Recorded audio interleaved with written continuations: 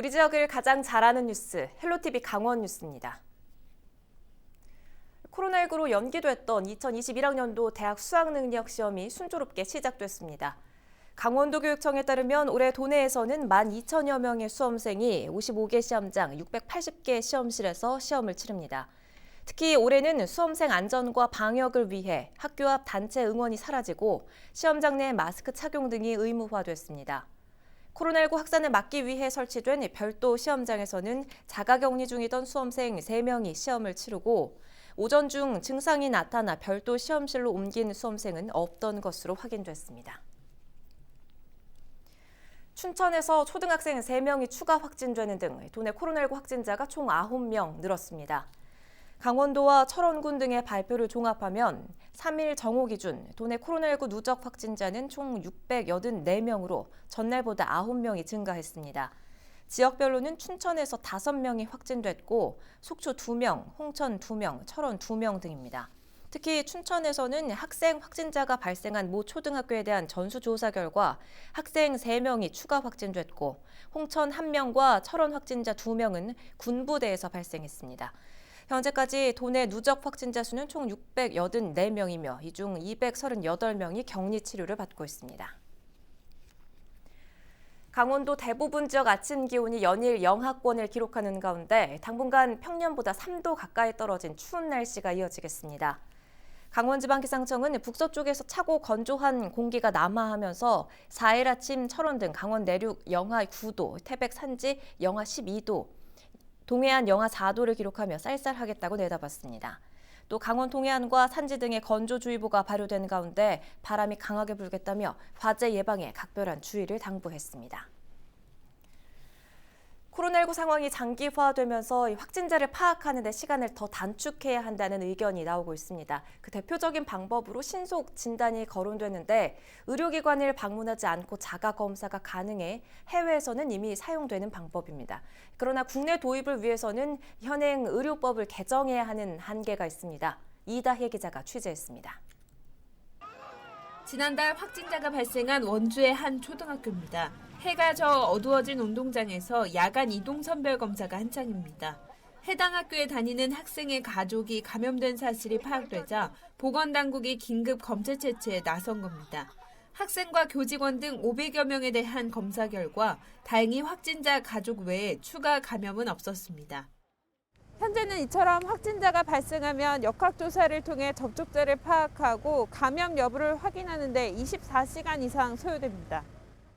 더욱이 증상이 없는 확진자는 감염 여부를 알지 못해 검사 시기가 늦어져 접촉자가 늘어나는 등 한계도 따릅니다.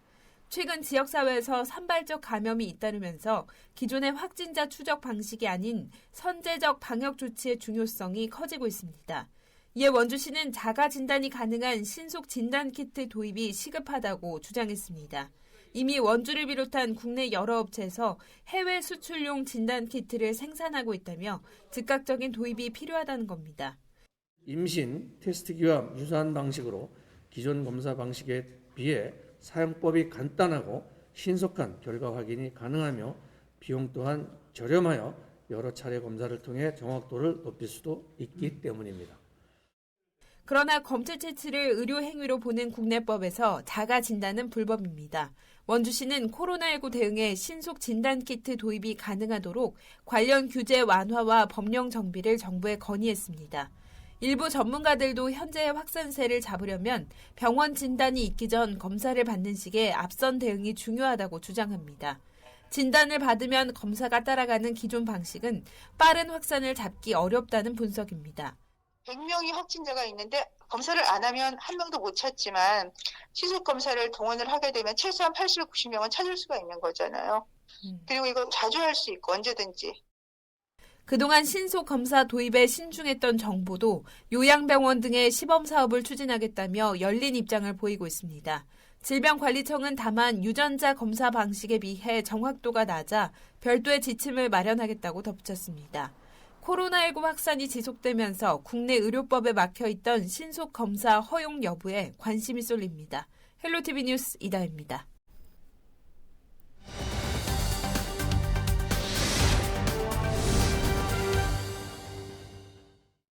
강릉시의 코로나19 확진자가 증가 추세를 보이고 있습니다. 최근 지역 새마을금고 직원의 확진으로 1,000명이 넘는 사람들이 진단검사를 받았는데요.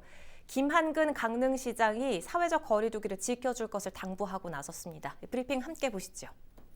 상대적으로 다른 타도시보다도 좀 평상을 유지했었는데 굉장히 대형 확산으로 연결될 수 있는 그런 우려가 있었는데 오늘 다행히 큰 고비는 넘긴 것 같아서 2, 3일 사이에 또 어떤 일이 발생을 했었고 또 저희들의 조치가 어떻고 또 향후 겨울이 이제 지나갈 때까지 이와 같은 우려스러운 일들이 좀 아예 발생하지 않으리라는 보장이 없습니다. 한 2, 3회 정도는 더 이런 일이 있을 수 있어서 사전에 우리 시민들께 꼭 당부를 드려야 되겠다고 생각을 해서 오늘 지금 역학조사를 총괄하신 우리 선생님 김수민 선생님과 함께 기자회견을 하고 또 상세하게 설명을 올리도록 하겠습니다. 지금 현재 이틀 동안 야간 검사까지 포함해서 전체 인원에 대해서 검사를 했지만 다행히 했습니다. 그런데 다행히 지금 전원 음성이 나왔고 저희들이 혹시 몰라서 34번, 35번, 36번 확진자 가족분들이 사시던 아파트 주민들에 대해서 또 추가적으로 지금 검사를 해서 이거는 오늘 오전에 지금 다 마쳐서 지금 아산병원에서 이거는 해서 오늘 오후에 결과가 나올 예정입니다. 한 24분 정도가 되셔서 주민들이 또 같은 엘리베이터를 타고 다니셨기 때문에 그거까지 이제 완전히 음성으로 나온다 그러면 물론 다 마스크는 쓴 걸로 확인이 됩니다. 그래서 저희 크게 걱정은 하지는 않습니다만은 그래도 혹시 몰라서 그거까지 완전히 이렇게 되면 저희들이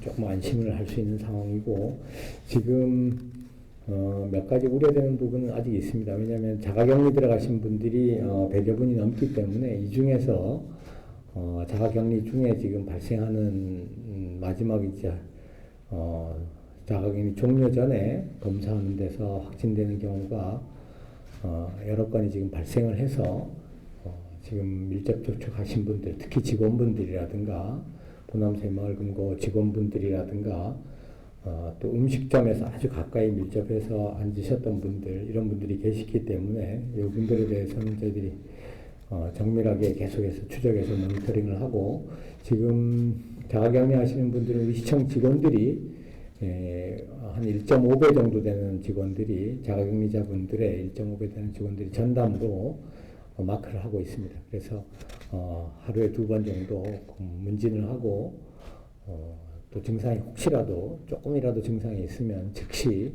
검사를 다시 당일 검사를 하는 그런 조치를 하도록 하겠습니다. 지금 현재 자가격리 하시는 분이 177분이시기 때문에 상당히 많은 숫자입니다. 그래서 지금 34번 확진자분의 경우에는 지금 상대적으로 젊고 무증상이어서 대기를 하고 있습니다. 지금 의료원에. 그래서 의료원 지금 선생님 못 들어가고 오후에 금일 오후에 입소 예정입니다. 나머지 분들은 연령이 좀 상대적으로 있으신 35번, 36번 분들은 우선 우리 강릉의료원에 입원 조치를 했고요. 지금 강릉의료원에 타지역 분들이 강원도 우리 타지역 분들이 굉장히 많이 와 계십니다. 이제 제일 많은 분들이 철원 분들이 제일 많이 와 계십니다. 그래서 이제 병상이 지금 상당히 지금 빡빡한 그런 상황입니다. 선생님께서 추가적으로 설명을 좀 상황에 대해서 개괄적으로 말씀도 드리고 궁금하신 거 질문하실 텐데 지금 이번에도 입증이 됐는데 마스크의 중요성이 얼마나 중요한지가 다시 입증이 됐습니다.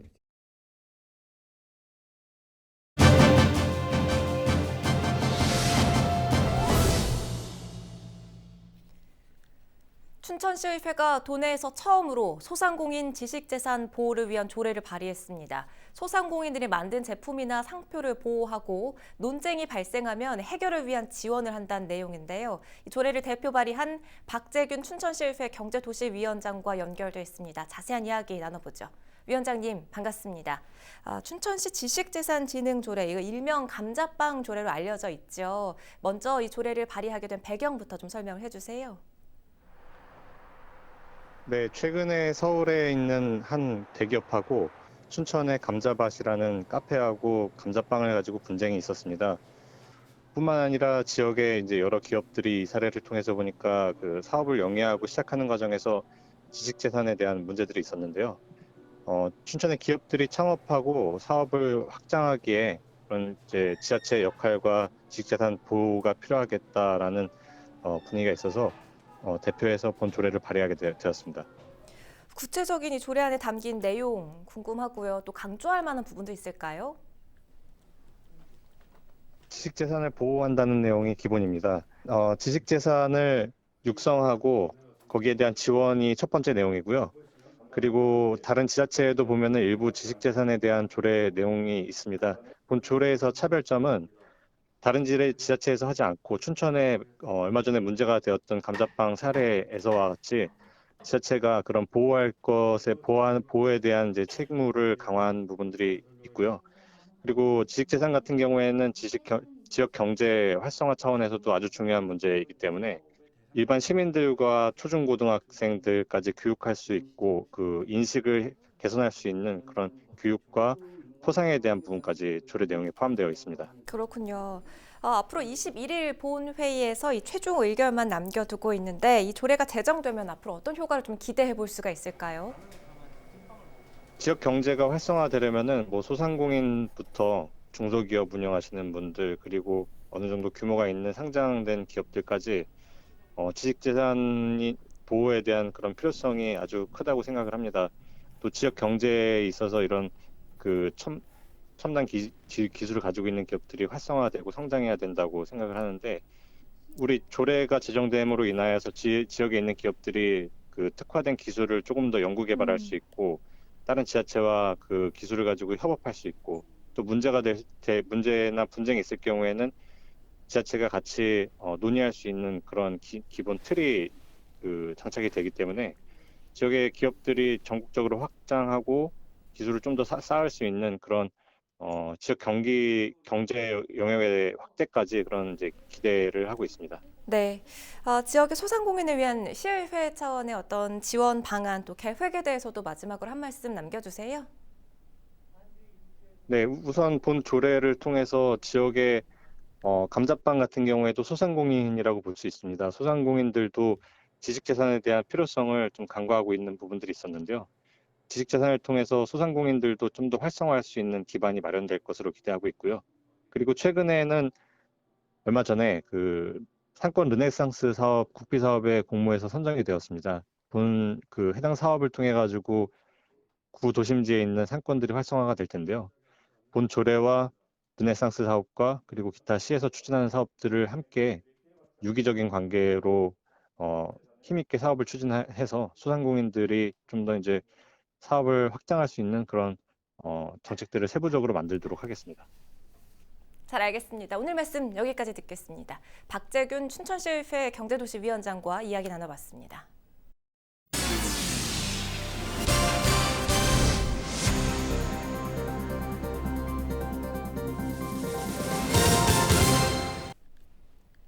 삼척시가 아이스팩 사용 저감과 폐기물 발생 감축을 위해 아이스팩 재사용 시범 사업을 추진합니다. 이를 위해 관내 공동주택 3곳을 대상으로 아이스팩 수거함을 설치해 시범 운영할 계획입니다. 이렇게 배출된 아이스팩은 수거해 삼척 수협 등 수요처에 공급되며 수산물 유통 과정의 신선도 유지에 사용됩니다. 시는 시범 운영을 거친 후 성과에 따라 아이스팩 수거함을 추가 설치해 대형마트 등에도 보급할 계획입니다. 이상으로 헬로티비 강원 뉴스를 모두 마칩니다. 저희는 언제나 여러분과 함께하겠습니다. 시청해주신 여러분 고맙습니다.